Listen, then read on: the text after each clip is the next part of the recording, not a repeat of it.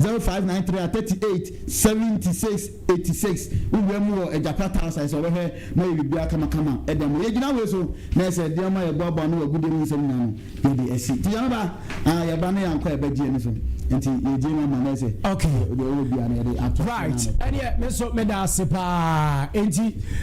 waje musa ne de na ne entatam so no yanko St. Louis Ventures na yanko din komo e wo hono mo emfa emra na bibia so entimi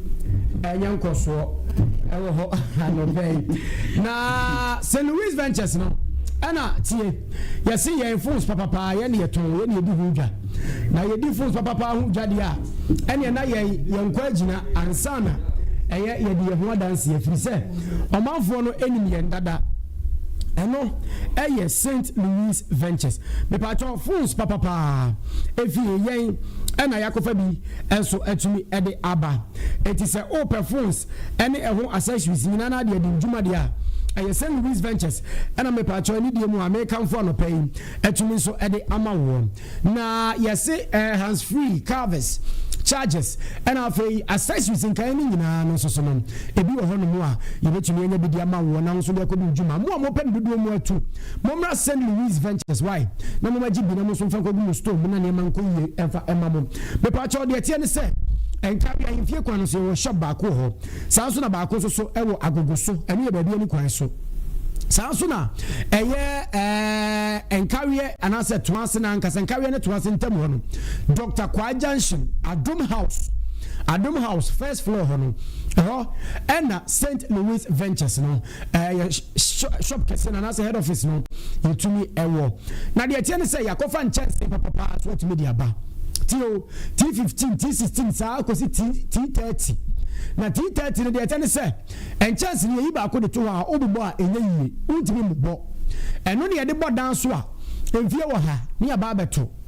anananom ba abɛto na St. Louis se yɛnka mfa nkyerɛ wo sɛ mepaakyɛw sɛ baabi a wɔ bi a wɔ Ghana ha no wopɛ sɛ yɛmfa mmerɛ wɔ a yɛde ba abɛgya wo free o yɛnyɛ wo kapɛrɛ yɛde ba abɛgya wo na deɛ ɛteɛ ne sɛ wo sika mpo nso woyɛ fie wura na wo sika nso a wode bra na yɛni dwuma why yɛnyɛ nkitaho nkakra biara bɛyɛ fine na yɛtumi de aboa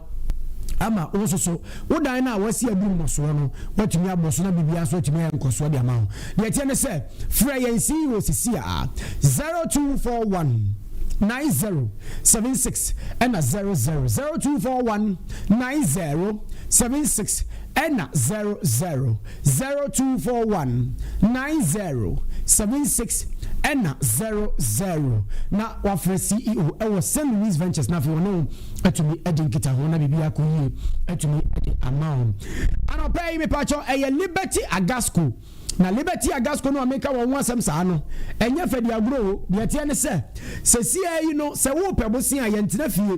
emfa yensa nhye dem from ema ho kire enkuyen etisha no so pafoma me se Liberty Agasco no de tie ne se yema bosia why yen ena yetena system we've been in existence for probably 21 years and still counting enya good yo yen Bank of Ghana ni issue and now waka se brebi so e ba betwam ne ebegu no na usika ba shim dabi eti ese bra na betususu e ho why so wo so matususu na bosia na wo pa me pa cho e be ma business loan e be ma school loan awofo na moma se say free SHS no enam ho na so so niam abetoto no se tie nie yese bra na beji bosia why na wo de otu kokoko no yese na wo de aba Baji business loan, baji school loan, baji funeral loan, afe mobile money loan, baji fakoye business. Umpe, biye na upe. Normal loan so ye mabi, ebi ahunchire bi aba, ba usika bi yese ya yese, brane baji bi. Na baji bi wi na afe ye no wa ye hyehyɛ ye na nso ode aba. De tie ne say ye shop no kase baako, ewo eye ebua ko ho na ye head office. Sanso so e na ye wo baako so won career. Sanso na ye wo baako ewo atwima tachiman. Eno eye Liberty Agasco, e babosia ho nsɛm dia no patcho frame 0245 07 49 43 0245 07 49 43 na bibia atumi akoso kama sounds na 0556 362 034 0556 362 034 and na 0242 139 327 0242 139 327 eno eye Liberty Agasco bosia de kroma say yiye na wo ye sister edi enti na abusuan pani ani abre no bebrebe yi a wo twabom mai wo twabom na mpapa kwasian pani wa mabra obua bosia kakra busuapani ne beba me ayo papa yi enti na oyesa bra liberty agasco ne baje bosia ko yi no uya na abusuapani de efunu no ope na wo de amana sa busua wofunu ni o wadama je ne kosi na ye de ye be papa yi ye be maame yi ye be ware ye be business ye ma de be ko school liberty agasco na bibia etumi akoso fine na ochi liberty agasco ebeba am ye din commentation no so ma me why na time omo ba cheche mu bi aka bia no obetumi de ama na bibia so etumi ayenkoso e de ama yanka fanchira manfo nyina ne se yesi di ofru dia pa piano ena abasobode so de obi ya de se obona baso se ebani se ena no okofa zoom ba yesi o san de ba ku bi so abo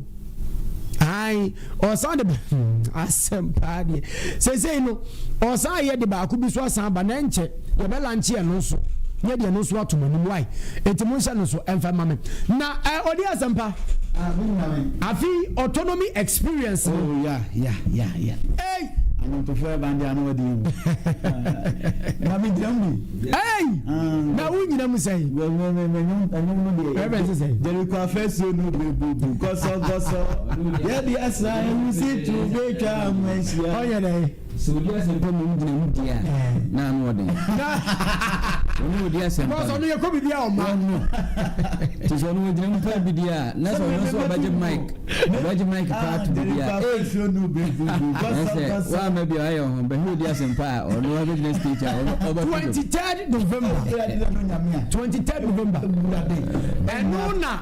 atwuma nyina ni chese omamu de ba bia no 23rd November uni bibi se nyina yeshi ense sa November na ye kwa ense wo hwa aban December ense de nyame ayamaye from January to November and as the algo na ye ya fun and no ye de kuma ye yi ekoma na ayeye na ye de kuma nyam enya ye nko an ye de koma e pese wo so ye de ba na wo de wa fore ye e ba titi na besi mu bu kuma de na aka ba fo ntwa ya Joseph Mensa ba yes Kokuja si ba e da lamte ba e da bante ba na me say ni hu bante no it's 23rd November. Yes. And I hear share to once Church of Pentecost, to once Central, and all kind of one. Yes. If you once a bus stopper, you found us over. And I share. Last year, they mega, feel bad, mega. Tiawa. 80, yen say, why? Nabi Bianso, to be young Koso. I said, a year, if you do. Anti odi young concrete ni te umra why na fa mi yese umra why anti senior Mugabe bravo ko abeyen so ka ho no so me na mi adaruma ya ka ni mate bra ya da se tunifo Odiasempa de say so ni esim ya ka na oni ka sama so what no ni se see ya be ka se ma so on kan bane wo so on kan he ndi uni fika uni abon why okay right senior ne ya nante why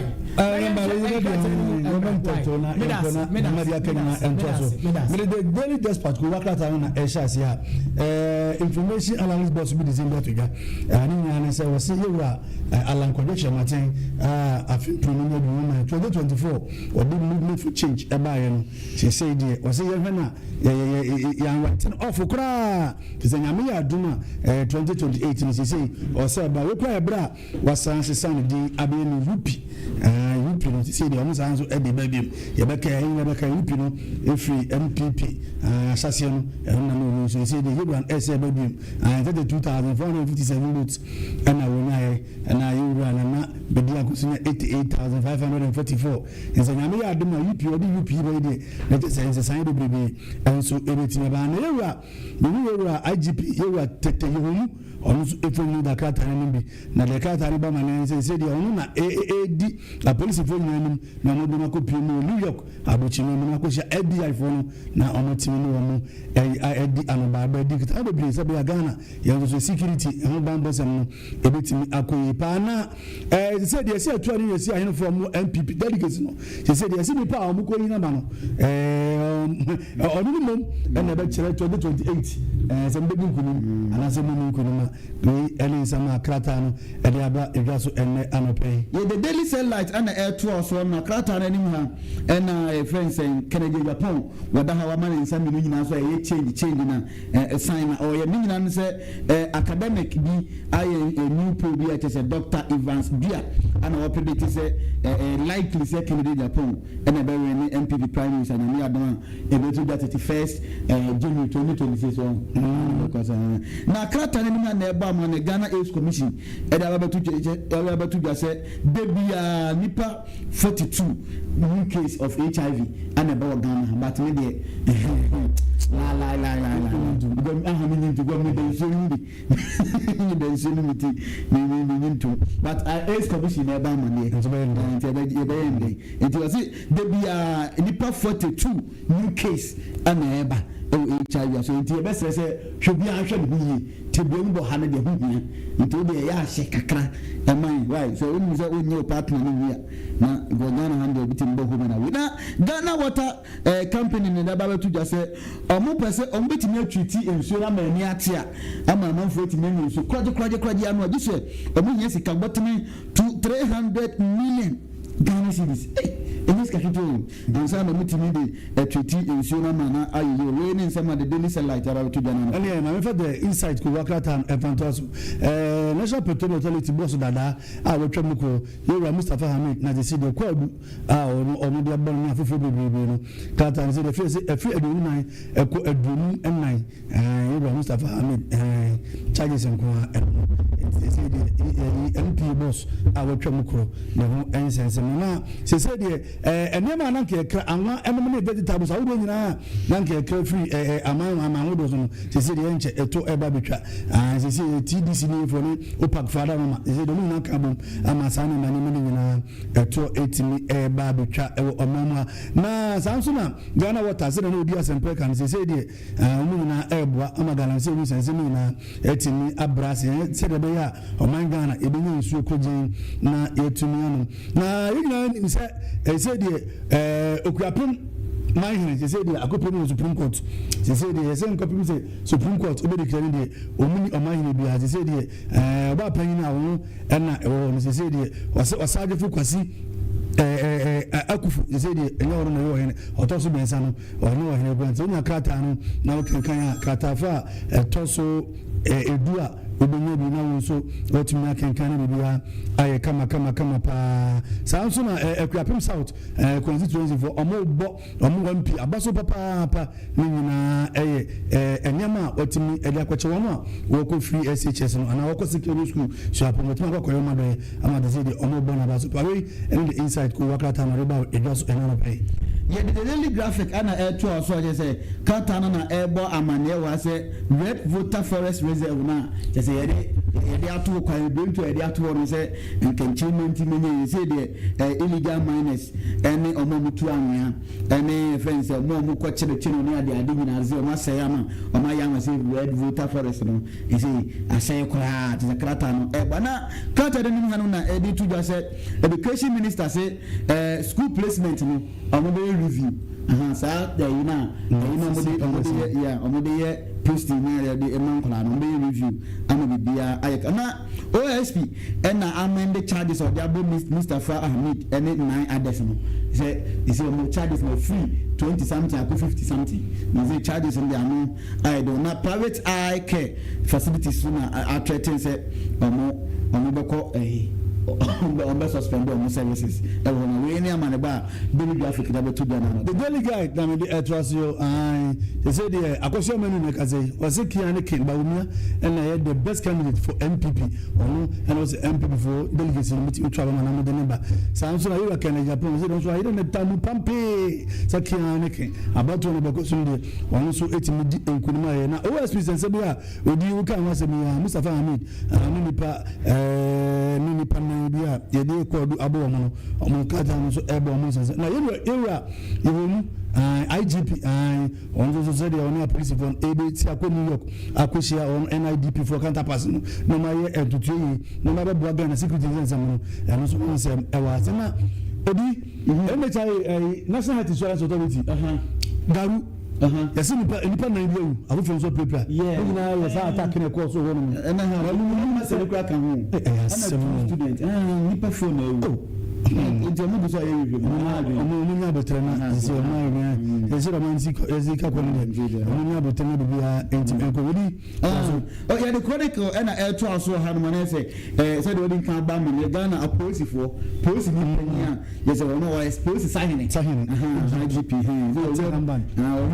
New York we say I was say sa ayi because I customer ko so Ghana ha no malise it was say no intelligence ni gadget ni bi na bu ati yenya sa intelligence ne kura no obi ti New York o ko so ayi Philadelphia event na make say obi academy ne be enso academy ni no o mo ye bi na MC Herbert Kua Dixon ne lawyer na atwe da Koma Chronicle we a eno a omo ba ma ni bi fa no ho so ma twe krata ko mo so mo patch design krata do na EP na bogas one say what the Chronicles are no EP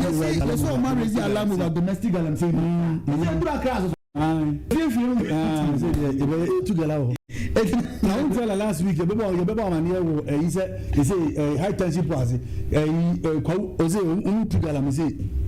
high tension price. Think I cried and I say do if you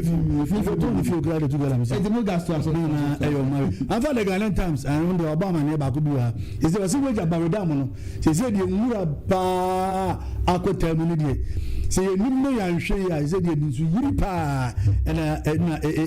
baba ababe pioso omo weja baweda ma no omo tete beni na say yan we ya one way ni amania de beba no one way you be that so say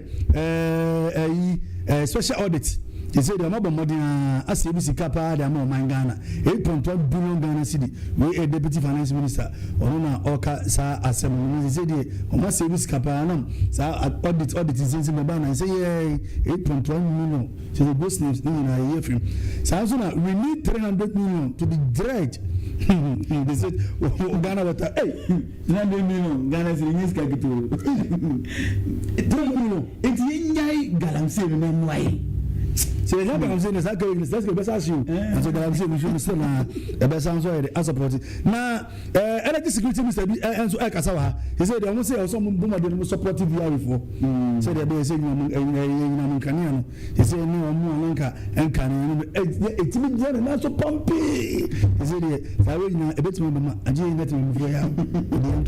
yeah, the catalyst and air trials and no prayer. I say banking is almost 24-hour economy. There's a bank secure. Na create any na goes more than once and say the nipa me na kwa kunya court. Go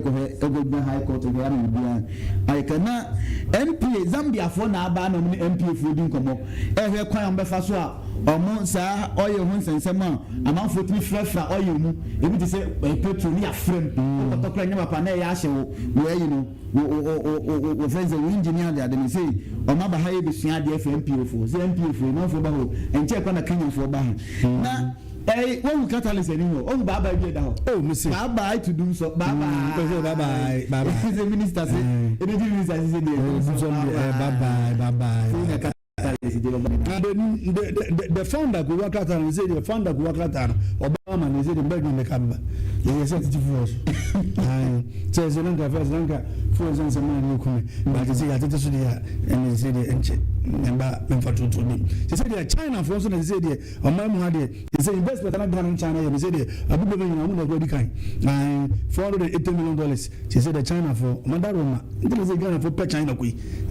IMF They say the IMF board to decide on Ghana's fate review in December. They say the IMF International Monetary Fund for IMF. They say the Ghana is they say the only the chance to pay December na edi enemy. Ya ba be you can't tell the so the woman you are the nyina no. Omo hwehwe mu na say betima fa nkura teacher for no mtitifi Archimedes mo na ga be eti na kon kan yam from ntu amoka na be bia enkon kan pa emfa mai the final go wakata no na the national inquiry the air to so krata we die some menim ne etwa ni mu no na ko was that brother infonyi da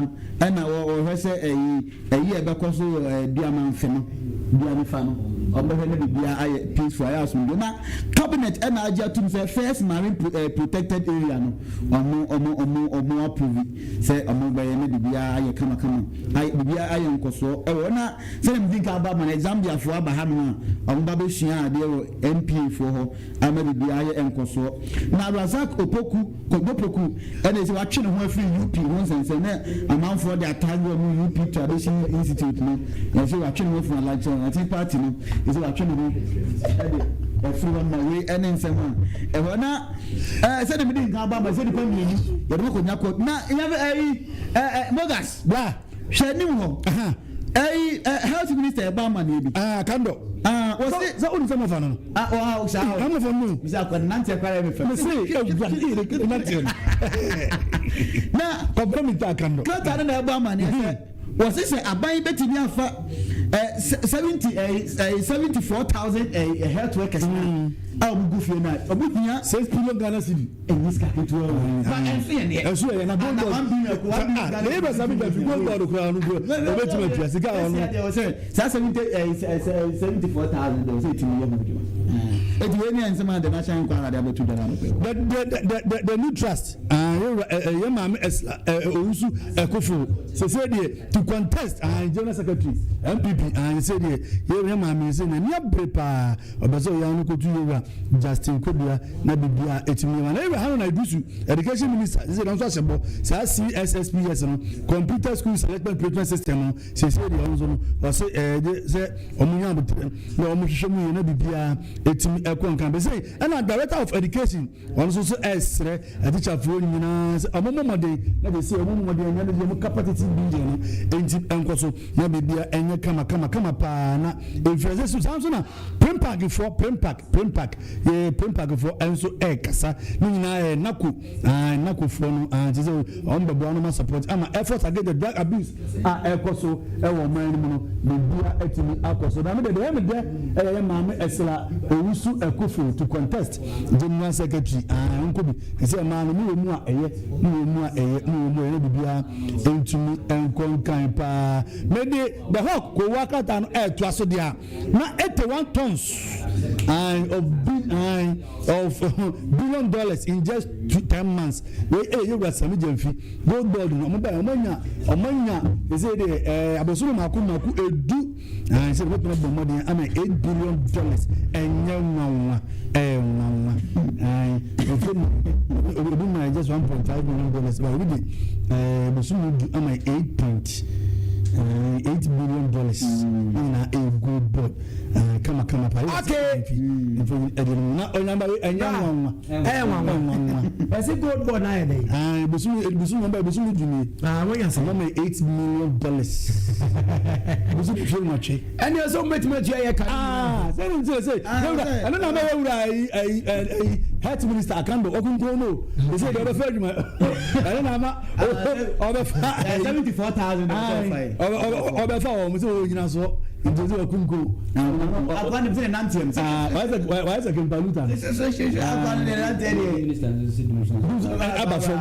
obu na wo nyina so ba na speaking duko from say agodi area agodi area de mi wonchemu mama ana mi chemu agodi for omo me do mo like remember omo say agogofo no omo say ugba obo yonkofo bi omo say that ben isi omo una isi la ni so bia e go bedo so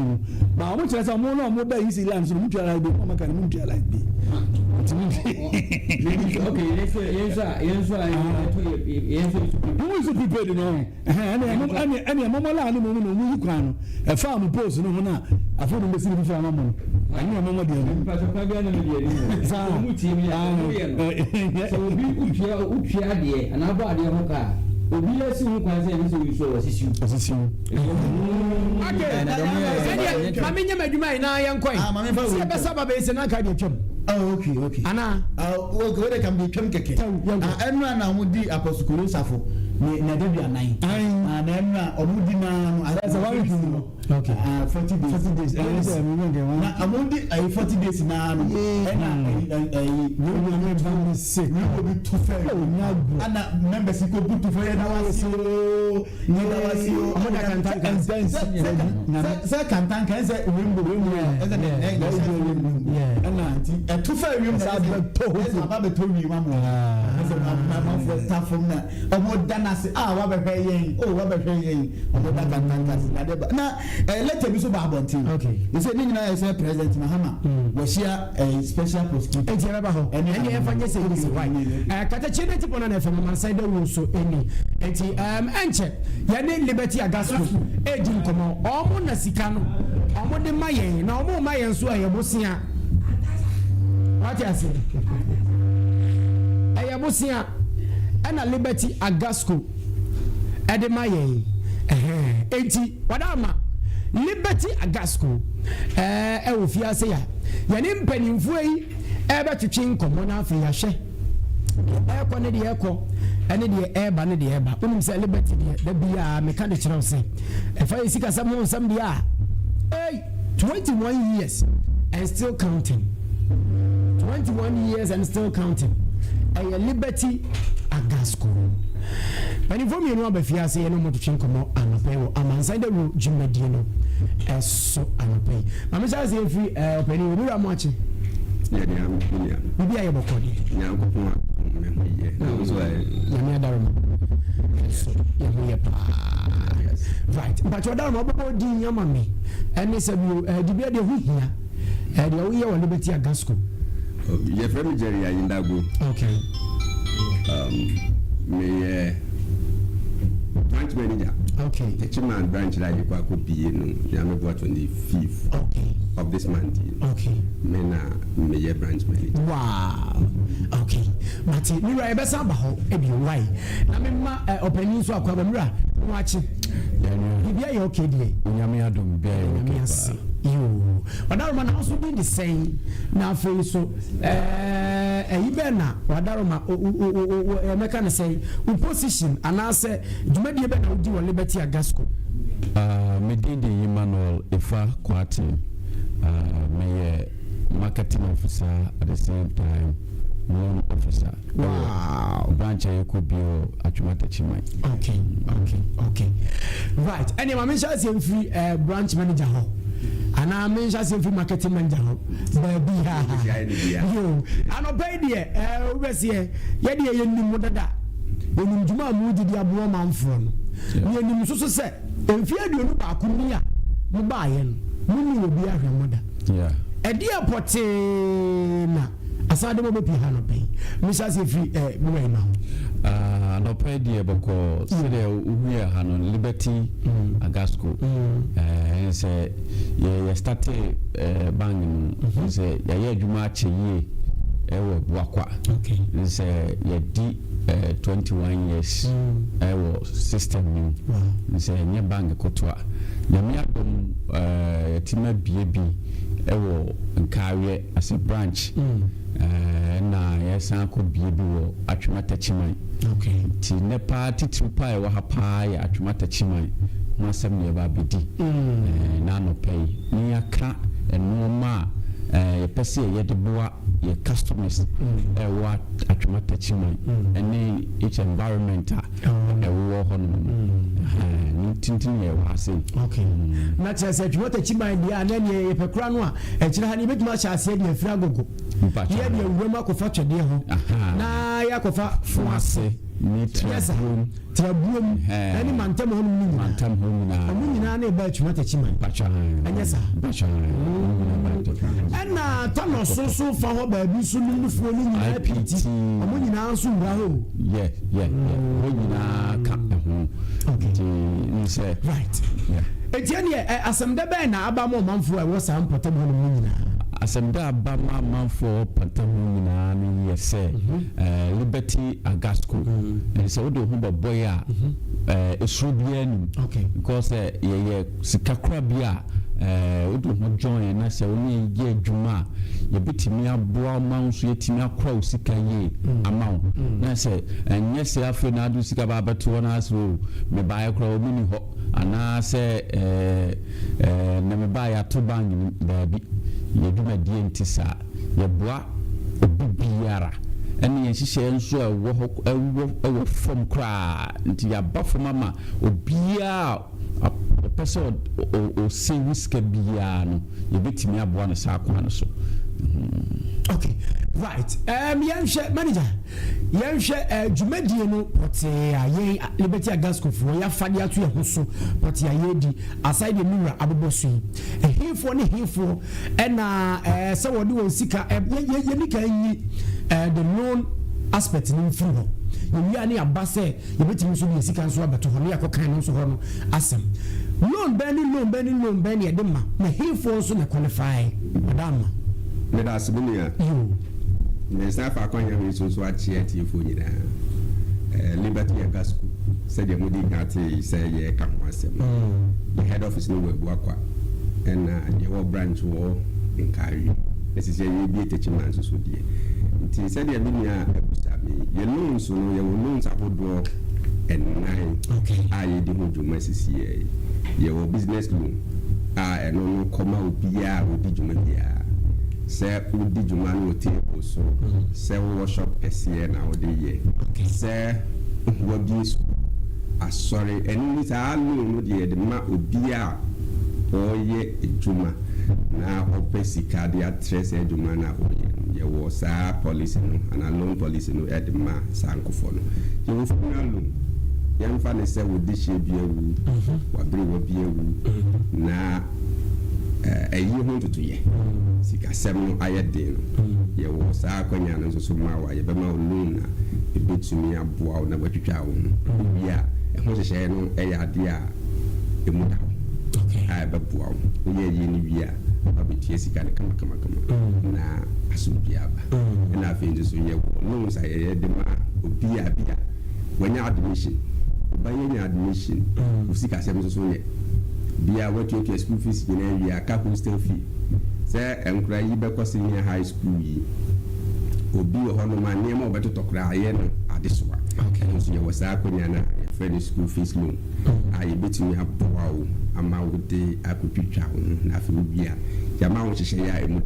okay na wasan aba betu ya no pepe ede amaye okay right okay enti said the boss ni nyina no hye wo ho a oba ye betimi aye na won so atua sika no back ede amaye ye nyina bi said the mo ye obobo so sa pepe na be ko so atuma techi so new branch no sa pepe okay said ye adwuma no for 21 years then I'm say so yet maybe be in Katakyie branch here for 4 years I see and say ye be phone line at tuma ka be hu course be ba any dance o mu di in Katakyie and pattern with the afa Assemblies of God Cooperative Savings and Social Services say dey no what anything ye twa so na Agasco Liberty branch aye ka ho and you would make bia ye di no Liberty ye head office okay ko ye branch bia sa pepe na ye di no ye eduma ye for any meeting okay omuni mdenzo so enti wo pa no ma dwuma die bia wo pese wo be die fasi kasem ye betimi aboa ma na yi enye sika ye ja to won ko a ye san ye financial education I see to be obebe bia no ye se ye fiti ya no ye ne wo start ye bi wa nhia nkyerɛkyerɛ okay ya se ye kasa kyerɛw bi wo kra open loan but we need adequate deputy ya wadi ko ba ye ma education bi wa loan na wo je no kra no do na wo pese wo je no bi kra nya no na be bo adwuma no ye be kyerɛkyerɛw na ya boa wo ama what to me ɛnyɛ sika no deɛ di dwuma a wɔsɛ wodidi nti yɛ hɔ no yɛyɛ nneɛma bebree wɔ nti adeɛ bi a wobɛɛbu akɔ a yɛyɛ no wobatakyi ma na saa pɛpɛɛpɛ ɛne yɛbɛyɛ right mewura yi ma yɛnhwɛ o aside no na yɛma no obi nso so betimi bi sika bɛto hɔ na sika bɛn nsa no betimi de bɛto hɔ bi ɔnom a ɔsɛ bi asusu nko a na yɛde ebi a wobɛto hɔ na yɛsave ɛde ama wo bi ɔ nso a wɔsɛ o ebi kora mpɛsɛ bi a makatua ɛmfa hɔ saa ɛba ne savings ho nsɛm no nso ɛte sɛn okay yɛ hɔ no nsɛ yɛwɔ product a yɛde ma yɛ customers okay yɛwɔ savings yɛwɔ susu ɛna yɛsan wɔ shares bi a pɛsɛ ɔbɛyɛ member of the cooperative na yɛfloto shares a wopɛ sɛ wotɔ bi a wobɛtumi nso aba abɛtɔ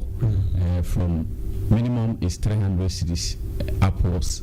ɛna sɛdeɛ branch manager kaeɛ no ɛnyɛ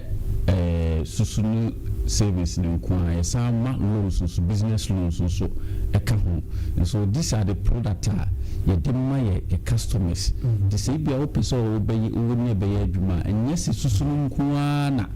wobɛtumi atwa savings nso nti sɛ wokɔ w'anim no na wopɛ sɛ wopɛ sɛ yɛbie savings no so ma wa yɛbɛtumi ayi wo sika na ɛwɔ susu no yɛde abɛto savings no ama wo sɛ susu no akɔyɛ sɛ da biara no ɛna yɛma yɛ fraud cashiafoɔ no ɛba wo naa so sɛ ɛbɛgye but savings no akɔyɛ sɛ o at your own leisure time a wopɛ sɛ wode ba office no woba a yɛbɛtumi assist on your BS series no so at the amount and a boy also what try say or can only the difference between susu and series no the susu na ko ese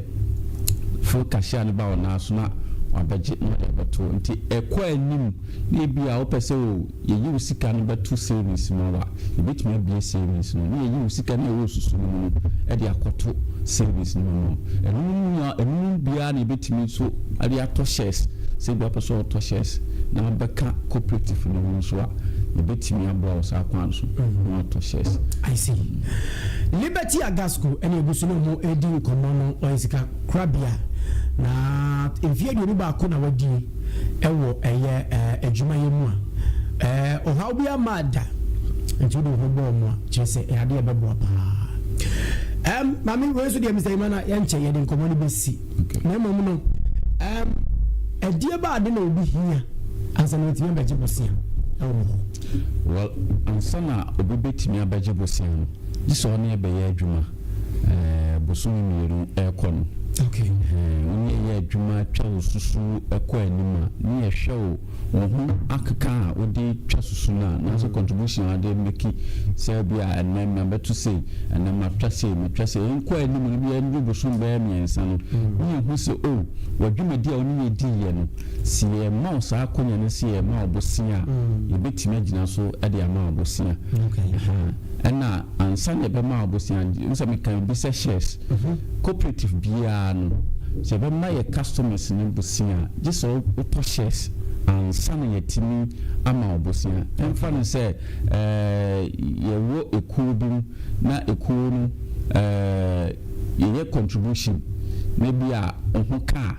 ekuo tim bede ebe supporting saa na cooperative no so aye se wa meto shares a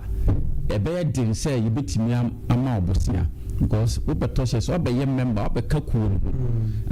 nti we ka kuo no dia yetimi gina so ni ama bosia say fa hye wodwuma dia we dey udimi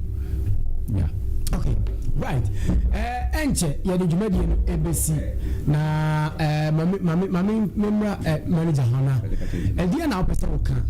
e de etwa to ana bibia opesa manfo na tina fe de number no so ama on na on said na my brother in my aircan ye wo savings ye shares na susu savings no okay so ye wo fixed deposit policies are ye the my customers ye interest rate ni ye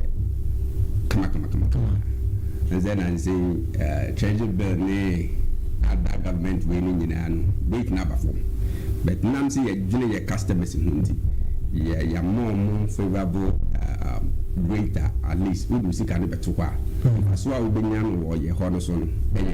nti yɛmfa ne sɛ wo sika kɛseɛ bi da hɔ wonyam mfa nyɛ bibia wobɛtumi de bɛyɛ fixed deposit ne bi a yɛbɛma wo 14% interest rate per annum a wonya no baabiaa ɛno yɛ adeɛ baako a wode sika bɛto a wobɛnya sisi yɛ a me ne wo kasa yi wonkɔ bank bia nkonya saa rate yɛ maka ho asɛm nti sɛ wo sika bi da baabi waboaboa sika no bi da baabi wonya hu deɛ wode yɛ fabra bɛtɔ yɛ fixed deposit ne bi na ɛmmoa nti deɛ meka aka ho nyinaa ne sɛ agasco yɛba sɛ yɛba bɛsom atwomaman nti sɛ wowɔ ha na wonya ne yɛnyɛ adwuma yɛkamfo liberty agasco de ama wo sɛ ne yɛnyɛ adwuma na no yɛyɛ adwuma amfaso bebree wɔ so a nsa bɛka yɛnso yɛda ase ɔbɛni ɛfɛ sɛ marketing yɛnhwɛ yɛ na deɛ na bɛka twa to no afei yɛmfa numbers nto dwa bi a obi pɛ kyerɛ mu foforɔ bi a wadaro no why deɛ mɛka to atwa toɔ nyinaa ne sɛ bɛsrɛ adɔfoɔ ɛne ɔmo a ɔmo te yɛn nka sɛ liberty agasco sɛsɛ yɛbie new branch ɛwɔ atwema tachiman a yɛbia no koraa 25th of this month sɛ do atwema tachiman a wopɛ sɛ wohu baabi a yɛ bank ne ɛwɔ a yɛwɔ story building now free so as no police station saa story building no na Jankoto story building no aseɛ pɛpɛɛpɛ ɛna yɛwɔ nti nyame yɛ adom a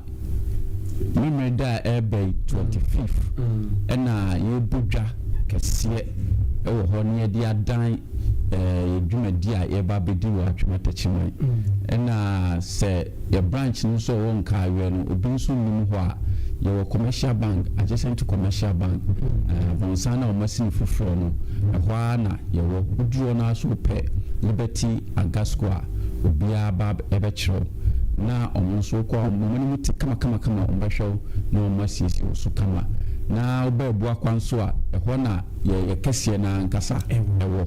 nti yɛsrɛ sɛ obi a wɔte yɛn nka biara no fa ho bɛjoin liberty agasco na ado ho bɛjoin so ɔnnu ho da sɛ ɔnyɛ yɛ adwuma na yɛn nso so yɛbɛsɔ wasene ne aboa wo na ma adwuma nso a wɔyɛ nso atumi ɛto mpɔn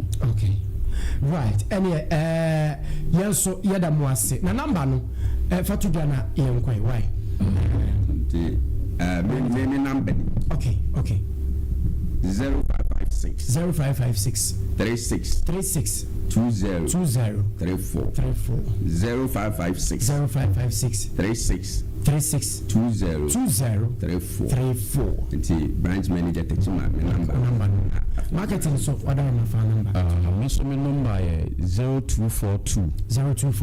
13 93 27 0242 13 93 27 and I'm a member general manager so number Tuja 0245 07 49 43 0245 07 49 43 and I encourage so branch manager so number no so obi person who encourage branch manager so say call betimi assisting so 020 751 52 55 020 751 52 55 na adoma Saturday ebesho obi ani okay right ene yenso yebeda mo ase anopai liberty agasco ena ye ne mo atwetwe enkomo na basusu ene ho nsensem titiri pa ene bosia bra na no mo emedi djuma na bibia entimi enye fine pa man Sunday rosary e fa mi nyame ba Eric Odo Junior djuma de kan ni nyina no e to aso